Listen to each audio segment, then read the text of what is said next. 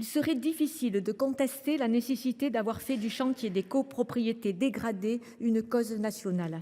En effet, les chiffres parlent d'eux-mêmes. On compte près de 400 000 logements indignes en métropole, dont la moitié sont occupés par leurs propriétaires. En outre-mer, il y en aurait près de 150 000. De Marseille à Lyon, en passant par Saint-Denis, Villeurbanne, Vaux-en-Velin et tant d'autres, ce sont les maires socialistes qui ont alerté inlassablement sur l'urgence de la lutte contre l'habitat indigne. Car à l'état actuel du droit, les procédures de traitement de l'habitat dégradé sont souvent très longues, laissant prospérer les marchands de sommeil et les situations à risque pour les occupants. Dans les cas les plus graves, ces situations vont jusqu'à l'effondrement. Le drame survenu rue d'Aubagne à Marseille le 5 novembre 2018 est resté dans toutes les mémoires. D'autres ont eu lieu depuis à Lille en 2022, à Grigny, Nanterre, Paris ou Stains en 2023. Et cette récurrence prouve qu'il y a urgence à agir. À l'occasion de ce texte, je souhaite avoir une pensée pour Claude Dillain, que certains ont peut-être connu. Claude Dillain était sénateur et maire de Clichy-sous-Bois. La lutte contre l'habitat indigne était au cœur de son engagement et de son action politique. En 2013, il avait rendu un rapport sur le logement dégradé intitulé « Copropriété en danger ». Ces travaux avaient largement nourri le volet de lutte contre l'habitat indigne de la loi ALUR. 10 ans plus tard, c'est encore ce qui nous réunit aujourd'hui.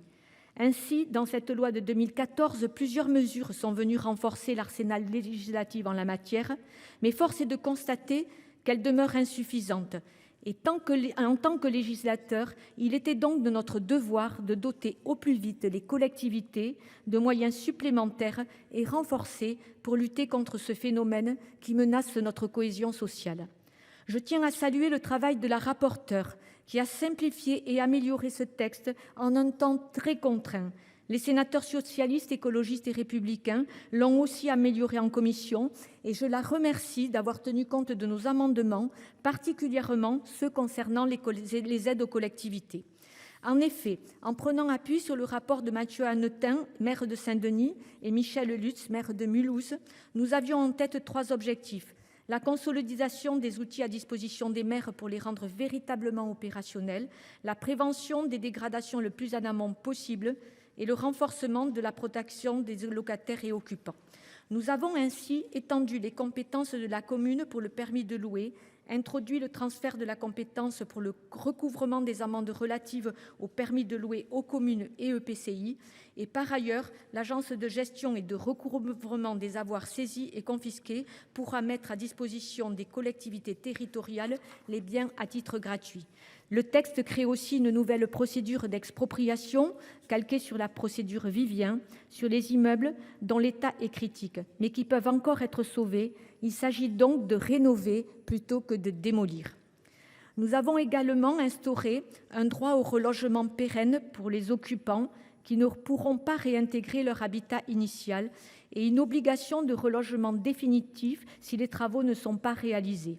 Nous avons introduit une sanction du refus d'établir un bail écrit ou de remettre une quittance et élargi les mesures de protection des occupants dès le début de la procédure contradictoire contre des menaces ou congés abusifs de la part de propriétaires.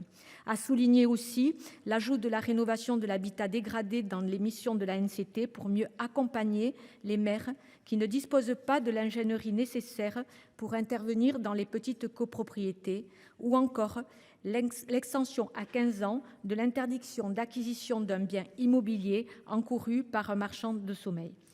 Des points de vigilance demeurent néanmoins que nous ne manquerons pas de débattre durant l'examen du projet de loi en séance publique.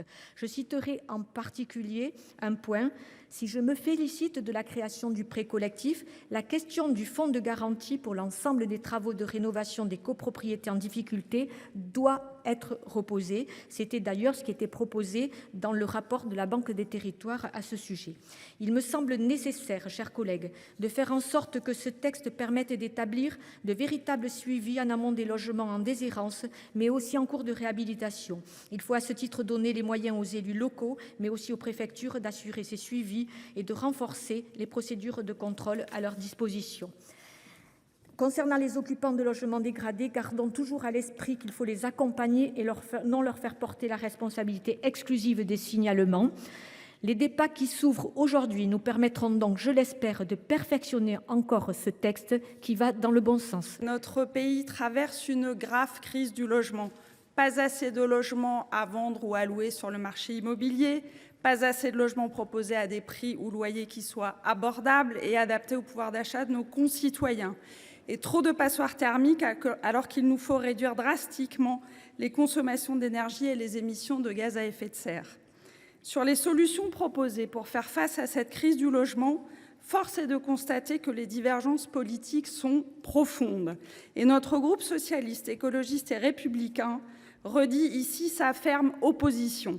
Opposition au rabot des aides, opposition à la ponction des bailleurs sociaux, opposition au détricotage de la loi SRU et opposition à tout renoncement à la qualité environnementale. Pour autant, et sans minimiser ces fortes divergences, nous sommes favorables à ce projet de loi sur l'accélération de la rénovation de l'habitat dégradé. C'est là un enjeu de taille et un combat de longue haleine. Et année après année, avec la loi Allure de 2014 ou d'autres textes, l'arsenal législatif et réglementaire français s'est renforcé en la matière. Pourtant, régulièrement encore, dans nos villes, des hommes, des femmes, des enfants souffrent, voire perdent la vie, du fait d'un habitat dégradé non rénové. Les causes en sont multiples: malveillance, négligence, indigence, ignorance. Et les élus locaux n'arrivent pas toujours à y faire face malgré les outils dont ils peuvent disposer. C'est ce qu'ont montré le rapport Hanotin-Lutz, la consultation lancée par le Sénat ou tout simplement nos expériences et nos échanges sur le terrain. C'est pourquoi nous voterons l'essentiel des dispositions de ce projet de loi.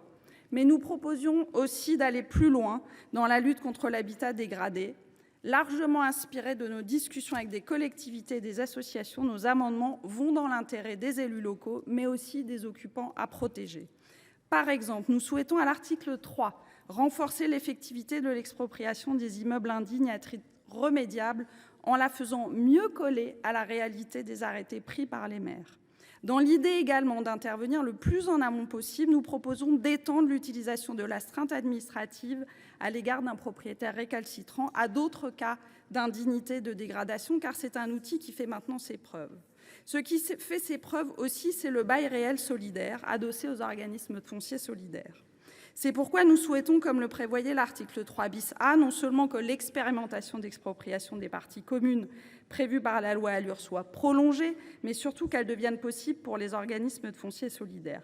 Plusieurs OFS ont travaillé des projets concrets en ce sens et ce serait leur envoyer un très mauvais signal que de les empêcher de faire ce test. Dans le même esprit, nous soutiendrons la possibilité pour les organismes HLM d'utiliser un bail réel solidaire d'activité. Enfin, vous vous en souvenez sûrement, ma ville de Lille a été touchée en novembre 2022 par un drame lié à l'habitat. 2 immeubles se sont effondrés soudainement rue Pierre-Mauroy, coûtant malheureusement la vie à un des occupants. Et sans la présence d'esprit de jeunes riverains, peut-être même que le bilan aurait été plus lourd. Ce drame a ceci de particulier qu'il n'est pas un drame de l'habitat indigne ou insalubre et que les occupants n'étaient ni victimes de marchands de sommeil ni particulièrement paupérisés. C'est pourquoi nous soutenons l'article 8 bis qui introduit l'obligation d'un diagnostic structurel régulier pour les immeubles de certains secteurs d'habitat dégradé et nous souhaitons le compléter par un amendement pour que les collectivités puissent cibler les secteurs d'habitat dégradé mais aussi les centres anciens qui abritent des immeubles des siècles passés, pas identifiés comme dégradés, même parfois de belles factures, mais avec des structures qui ont été ou se sont fragilisées avec le temps. J'espère tout particulièrement pouvoir convaincre les rapporteurs et l'hémicycle sur cet amendement et pouvoir obtenir le soutien sur un sujet qui nous tient particulièrement à cœur.